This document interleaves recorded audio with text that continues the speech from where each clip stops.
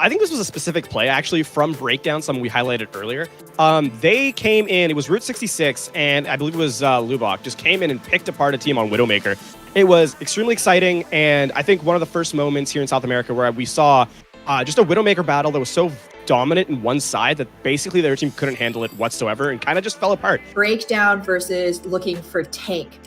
Sentinel and Keith were like at each other's throats. Both of them playing Reinhardt, and Looking for Tank had to finish the map. They had to finish King's Row. A good Earthshatter would have won it. He raises his hammer, and at that moment, Keith just smashes into him and charges him into the wall. The ult is gone. He's pushed out of position, and Looking for Tank lose. I think one of my favorite, funniest moments for me was the Pain Gaming versus Hephaestus match on King's Row. Pain Gaming are pushing the cart at the very end of the map, and it's Happy and one of his teammates, and it should have been a lost fight for Pain Gaming on the offense. They should have reset, but Happy, as the Lucio, boops Drusker away from the cart. He just there soloing the fight, takes away HM. They are actually going to boot him off just long enough. Happy, the clutch play. It was just hilarious how that happened.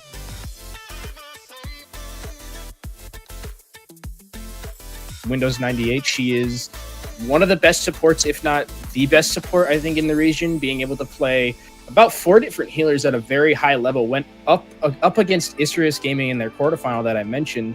Went up against Isrius Gaming, played 4 supports, and played all of them to a very high level, and almost was enough to carry them through that game against Isrius. I think it's going to be a player from Isrius, and that's going to be Klaus. He is a tracer specialist, but he used to be a tracer specialist. During Overwatch Contenders South America this season, he's been on a couple different characters, but he still is shining on that tracer. I'll never forget a moment where it was against Breakdown in the quarterfinals where a Pharaoh on Oasis was going under the bridge on Gardens, and he tracked her perfectly all the way underneath. And it was just a show of skill that someone who is at that level can only do. So when I look at who's going to be the most in demand to make the jump to Al, you've got to have the ability. You've got to be able to hang at an extremely high mechanical level. You've got to have a proven ability to work with a good, solid team. But what you really need is the ability to play multiple positions, especially in this meta, and I think probably a few metas to come. And because of that, my choice is going to be Lico from Brazil Gaming House.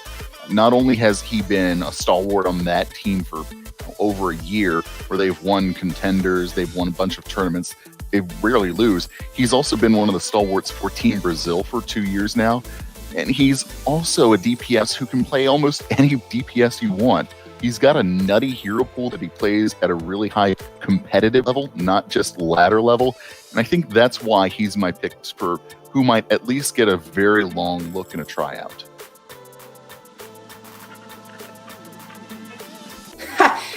Probably everybody who's been interviewed is going to say Revolt. Oh, it's got to be Revolt. Say Revolt. Revolt's esports club. Because the absolute U-turn that they made, and not just like a regular U-turn, like an E-brake, screeching tires, Drift King kind of U-turn in their performance. They were sort of a middle-of-the-pack team when I first saw them at the beginning, and ever since they added their DPS player of Edgigus, not only were they undefeated ever since his addition in the regular season, but they've looked so much better as a team. They started out 0-8 in maps and just were getting beaten around by everyone they played. But after that, they came out, they ripped off 3 straight wins to get into the playoffs, and they were up against Black Dragons, a team with a ton of history behind them. Beat them 3-0, got into the semifinals. And just so you guys know, if the only way that Revolt ends semifinals with a winning map win-loss differential is if they beat BGH, they are entering the semifinals of Overwatch Contenders South America with a losing map differential. And that, my friends, is proof enough to say that they are the best, most improved team in Contenders South America. When Brazil Gaming House lost their first map of the entire contender season to Looking for Ord. Because at that point, everyone was thinking, this is Brazil Gaming House. They're the monsters. They're going to go 20-0. That one is definitely a shock to anyone who's followed South America in general. So that one probably is the first for me. This is do or die here. Earthshatter committed to no one. What? Mete just absolutely throwing that Earthshatter out. There's nothing here as this fight commences.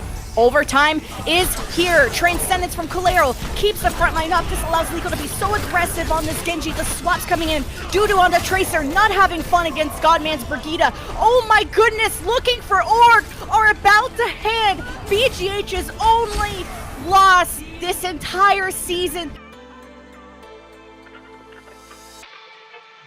I think South America stands out, at least in the Overwatch world, so much from the other regions just due to the passion of not only the players, but the community. But sometimes you can see players who are playing and they're just playing the game, right? They're not really doing too much about it. They don't really love it. There's just kind of like it's like a mechanical robot-y feel. In SA, it feels like when they play, no fight is ever lost, no fight is ever won until everyone is dead. Hammer down, TS flashes, knocking people down. Spider agony, still getting 3.5 kills. This is some amazing Overwatch we're seeing on at this point. Ultimate upon ultimate. You watch them play, there's an aggression, there's kind of a free form, just amazing energy to how they play. They just go all out every time. It's one of the scrappiest regions in terms of playstyle. You kind of see a lot of different things from the top end teams all the way to the bottom. Regardless of the teams, regardless of the matchup, you always know you're going to get some spicy fights that people are going to be playing with passion. We've seen some incredible comebacks.